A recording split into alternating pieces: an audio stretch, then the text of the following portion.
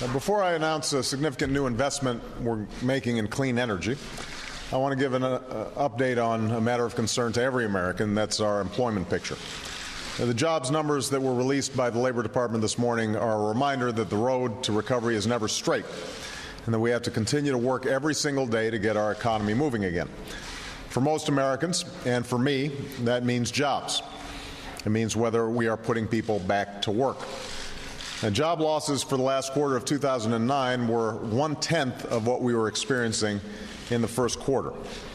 In fact, in November, we saw the first gain in jobs in nearly 2 years. Last month, however, we slipped back, losing more jobs than we gained, though the overall trend of job loss is still pointing in the right direction. What this underscores, though, is that we have to continue to explore every avenue to accelerate the return to hiring, which brings me to my announcement today.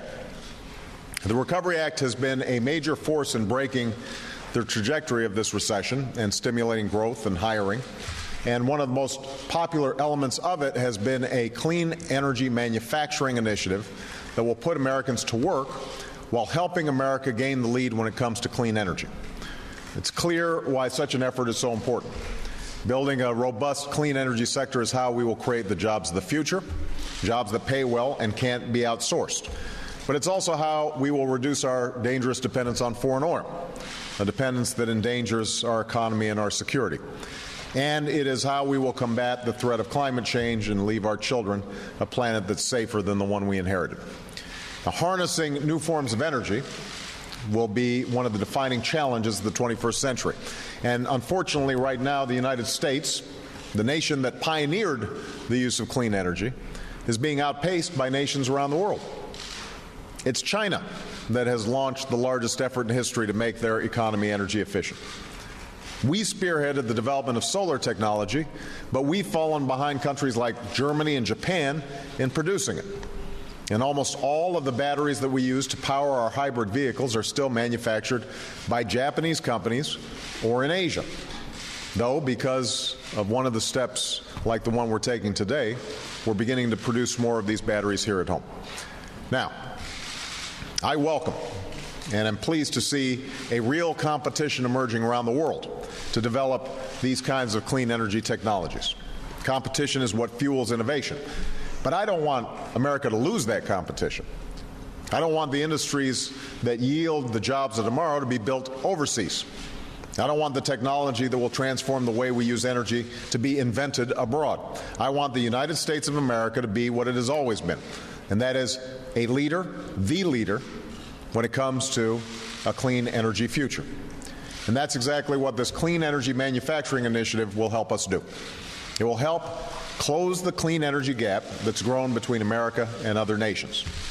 Through this initiative, we're awarding $2.3 billion in tax credits for American manufacturers of clean energy technologies, companies that build wind turbines and produce solar panels and assemble cutting-edge batteries. The initiative we're outlining today will likely generate 17,000 jobs, and the roughly $5 billion more that we'll leverage in the private sector investments could help create tens of thousands of additional jobs. At the same time, this initiative will give a much-needed boost to our manufacturing sector by building new plants or upgrading old ones.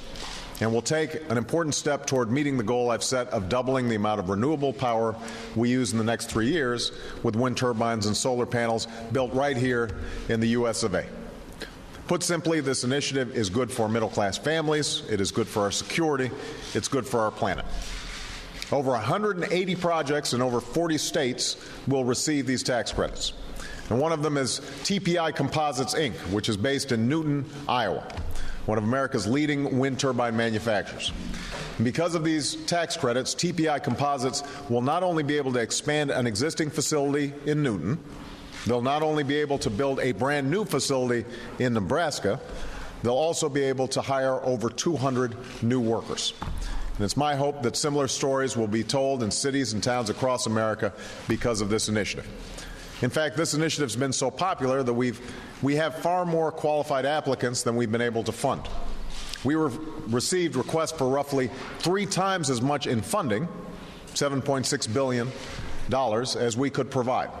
And that's why, as part of the jobs package on which I'm urging Congress to act, I've called for investing another $5 billion in this program, which could put even more Americans to work right away building and equipping clean energy manufacturing facilities here in the United States.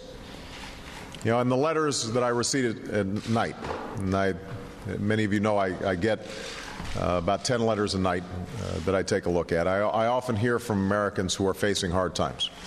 Americans who've lost their jobs or can't afford to pay their bills.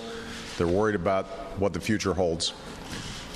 I am confident that if we harness the ingenuity of companies like TPI Composites, if we can tap the talents of our workers and our innovators and our entrepreneurs, if we can gain the lead in clean energy worldwide, then we'll forge a future where a better life is possible in our country over the long run.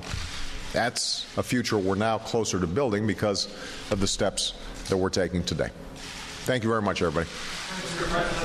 Another overall stimulus.